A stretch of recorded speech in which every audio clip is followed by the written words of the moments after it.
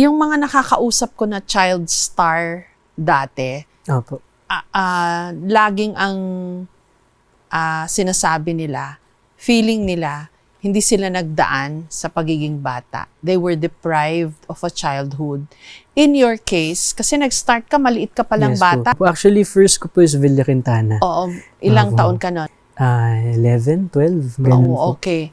So, in your case, paano ka ba naging child star?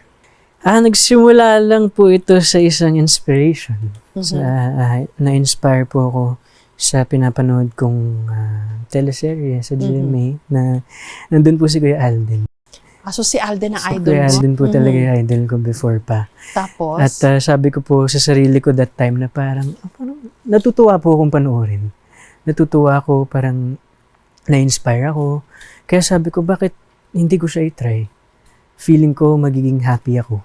Ano lang po ako nito? Siguro 10 or 11. Mga ganun po.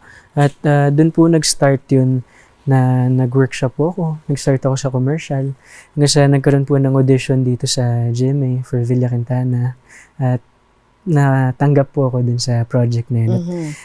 Thank God, nagtuloy-tuloy po yung mga projects. At totoo nga po yung sinabi ko na magugustuhan ko. Ngayon po, minahal ko na talaga itong craft.